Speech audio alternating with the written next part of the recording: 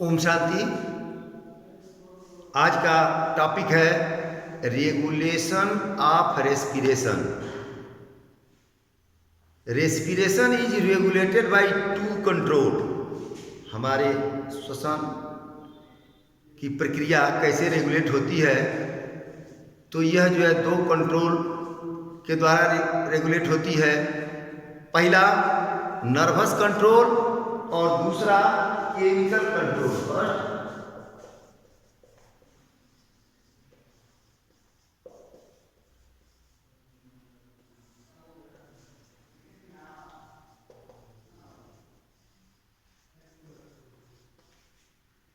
तो ये nervous control और केमिकल कंट्रोल के विषय में जानेंगे। नर्वस कंट्रोल क्या चीज है? ब्रेन के मेडुला ऑब्लांगेटा में उपस्थित रेस्पिरेटरी सेंटर के द्वारा यह किया गया एक प्रयत्न है। इस रेस्पिरेटरी सेंटर से एफरेंट इंपल्सेस अर्थात इनवर्ड टू सेंट्रल पार्ट, तो एफरेंट इंपल्सेस गुजरती है, जो पहला फ्रेनिक नर्व से होकर डायफ्राम को जाती है। फ्रेनिक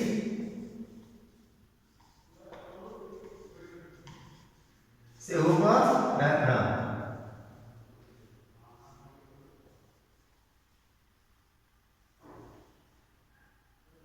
जो फ्रेनिक नर्व से होकर डायफ्राम की ओर जाती है, डायफ्राम को जाती है। और दूसरा इंटरकोस्टल नर्व से होकर इंटरकोस्टल मसल्स को जाती है। इंटरकोस्टल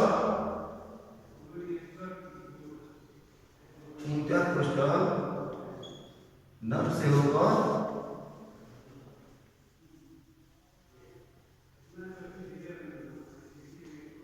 इंटरकोस्टल मसल्स को जाती है।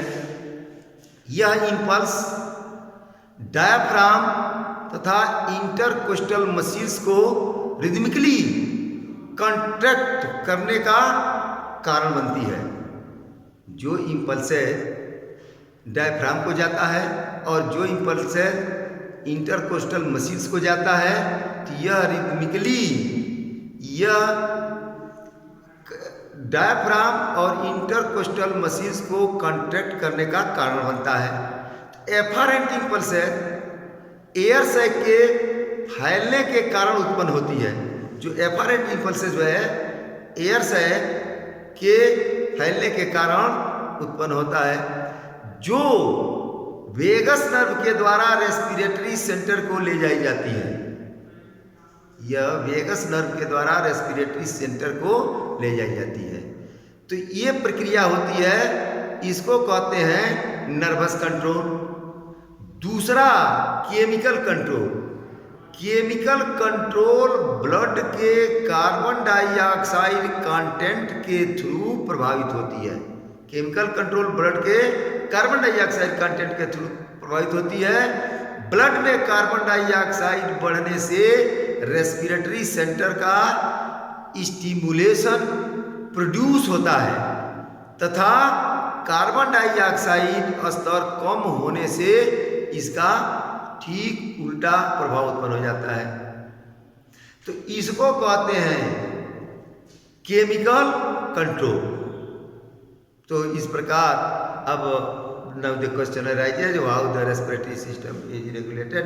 तो ये कैसे ये रेस्पिरेशन रेगुलेट होता है, तो इसमें मेन चीज है the medulla oblongata is the primary respiratory control centre.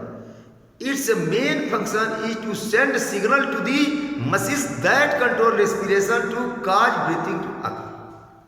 तो इस प्रकार हम आज जाने कि रेगुलेशन ऑफ रेस्पिरेशन क्या है।